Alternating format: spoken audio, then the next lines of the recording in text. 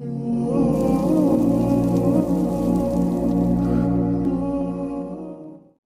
کئی روز سے دم توڑ رہی ہے، ڈر ہے خبر بد نہ میرے منہ سے نکل جائے، تقدیر تو مبرم نظر آتی ہے ولیکن پیران کلیسا کی دعا ہے کہ یہ ٹل جائے۔ تو پہلی بات میری ختم ہوئی، عالمی نظام خلافت دنیا کی تقدیر مبرم ہے، ہو کر رہے گی، اس میں کسی صاحب ایمان کو کوئی شک، کوئی شبہ، کوئی ریب نہیں ہونا چاہیے۔ البتہ اس کا اب دوسرا پہلو کیا ہے، اس کا آغاز کہاں سے ہوگا؟ پہلی بات تو یہ، ہمارے بعض لوگوں کے ذہنوں میں، سادہ دل لوگ وہ سمجھتے ہیں کہ پوری دنیا میں ایک ہی دفعہ آ جانی چاہیے، یہ کوئی علاقائی خلافت تو نہیں ہو سکتی، خلافت تو عالمی ہوتی ہے۔ ان سے میں کہتا ہوں، عالمی خلافت کب تھی جناب؟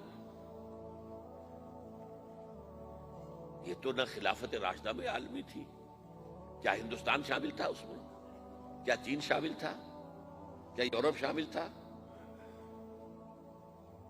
اور پھر جو خلافت کے نام سے جو ملوکیت چلی ہے، وہ بھی صرف آپ دور بنو امیہ میں کہہ سکتے ہیں کہ وہ پورا عالم اسلام کم سے کم اس کے تحت تھا۔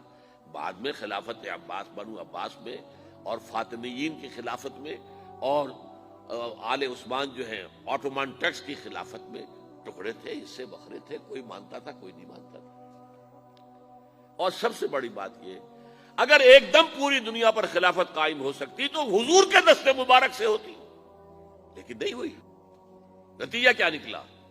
ایک ملک میں حضور نے قائم کر دی، جزیرہ نما عرب،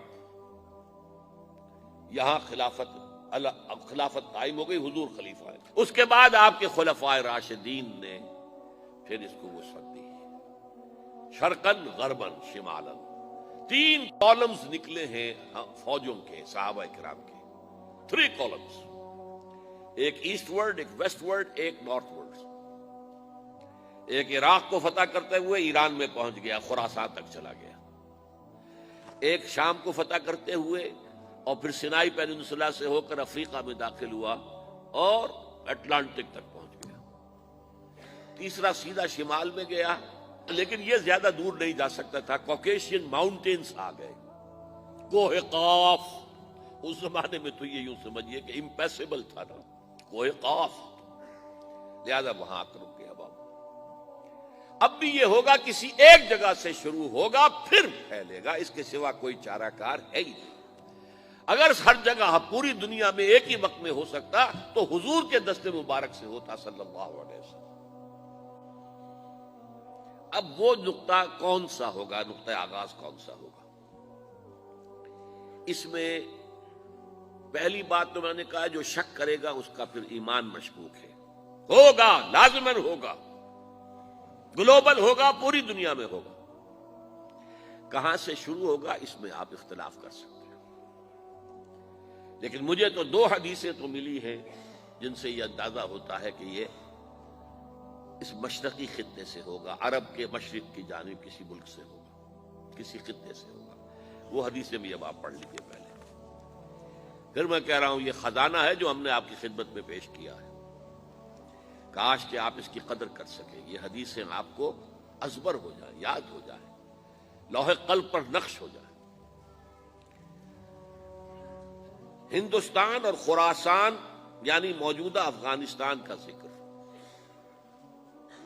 ابن ماجہ کی روایت ہے، ان عبداللہ ابن الحارث رضی اللہ تعالی عنہ قال رسول اللہ صلی اللہ علیہ وسلم یخرج ناس من المشرق یوطئون للمہدی یعنی سلطانہ، یعنی سلطانہ، دونوں طرح سے پڑھ سکتے ہیں۔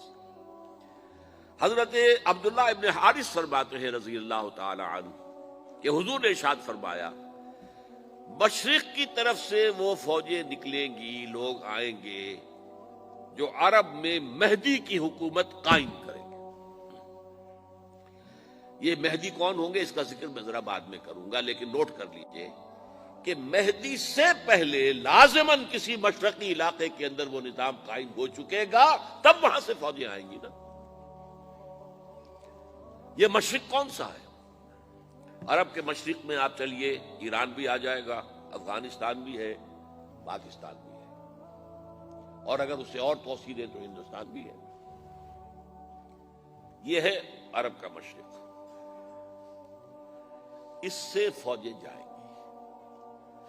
اس کا کیا مطلب ہے کہ اس میں سے کسی جگہ پر نظام خلافت پہلے قائم ہو جائے گا، تاکہ وہاں سے فوجیں جائیں گی جو جزیرہ نما عرب میں حضرت مہدی کی حکومت کو قائم کریں گی۔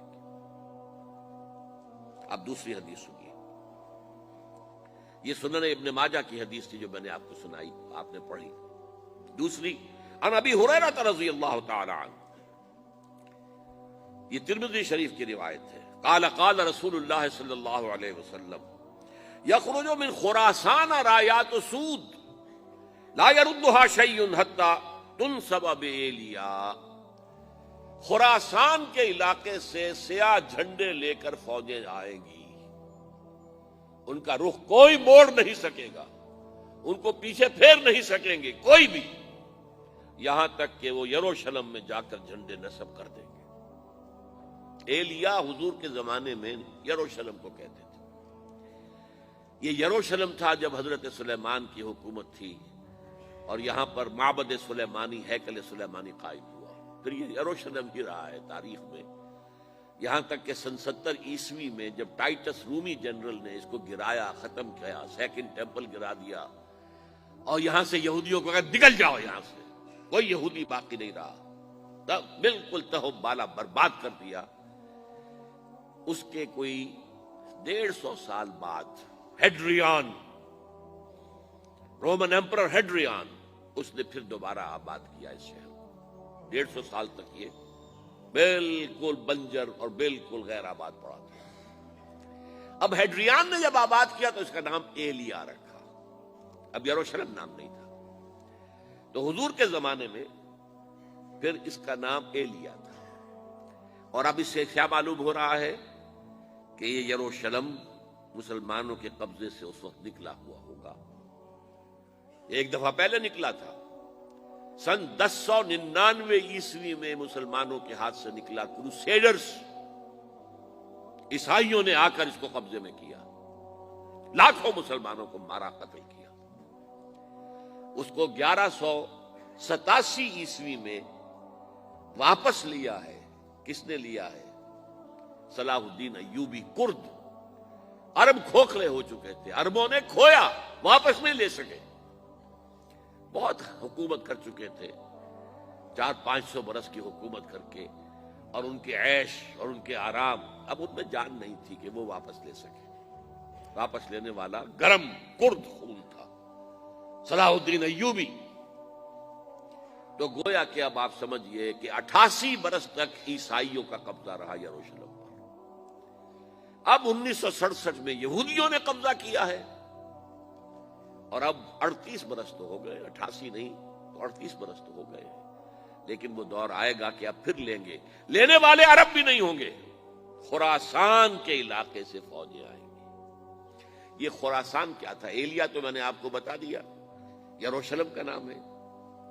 خراسان اس زمانے میں ایک بہت بڑے ملک کو کہتے تھے، کچھ حصہ پاکستان کا بھی اس میں شامل ہے، کچھ حصہ ایران کا بھی ہے۔ ایران کے اس حصے کو اب بھی خراسان کہتے ہیں، وہ ایک صوبہ ہے۔